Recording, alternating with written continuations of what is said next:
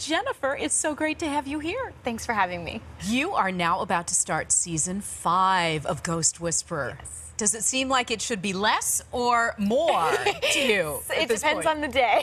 Sometimes it feels like we've been doing it way longer than 5 years, and sometimes we can't believe it. Jamie started on the show a year ago, and, you know, I have to ask, he's wonderful on the show. He is wonderful on the show. I know what a funny guy he is. Yeah. So to be on a show this serious, but with a little bit of levity, and you've developed a relationship, does it make it more complicated on the set?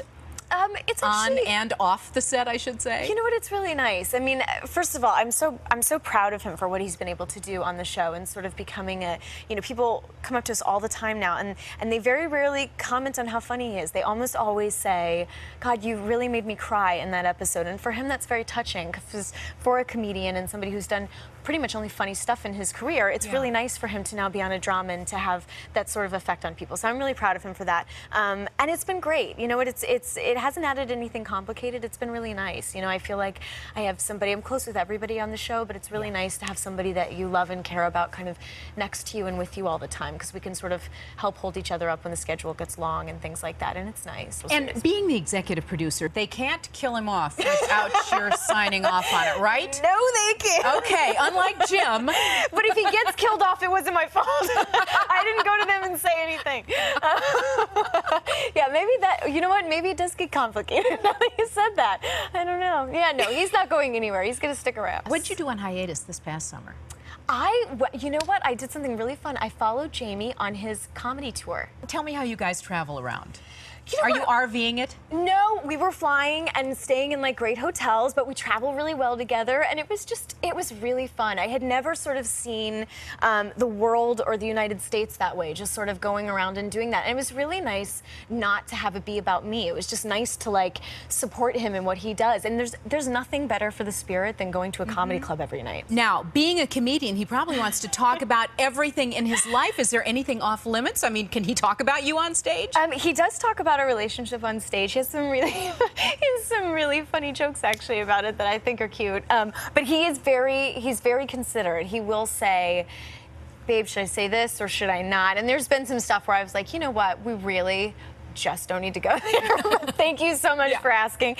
And he's been really good, like some of his other jokes that were, you know, about other people in the past or that had sort of other connotations in them and everything. He will adjust things to sort of make it comfortable for me to be there, which is very nice. But by and large, you are just very cool about it. Yeah, I really like being made fun of. It doesn't offend me, and I think his comedy's really funny, and he's not one of those comedians that's like out to hurt people or anything. Yeah. He just does it as a really joke, and it's the stuff he does say on stage is very funny. You know, I want to talk to you a little bit about directing, because I know you've directed the season opener. Yes.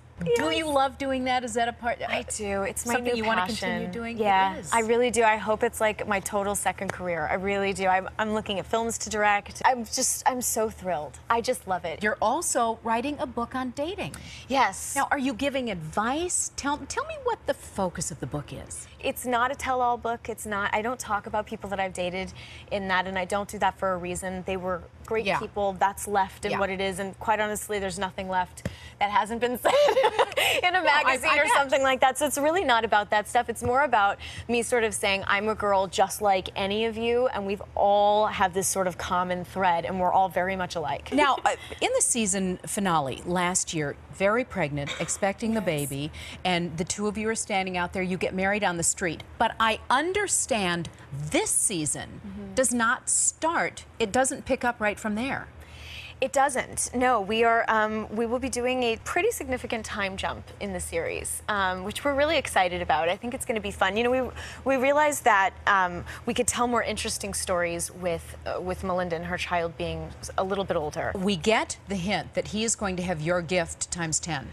Yes, he's actually going to be far more gifted than Melinda could ever hope to be, which is, you know, awe-inspiring. It's wonderful, and it's terrifying for her all at the same time. It's almost as if his gift is far more frightening than anything she's ever had to encounter on the show before. Do you believe in ghosts? You've been asked that a million times. It's hard to play Melinda every day and not believe in them. Yeah. I mean, it's pretty powerful stuff. I've definitely experienced some weird things on the show, so.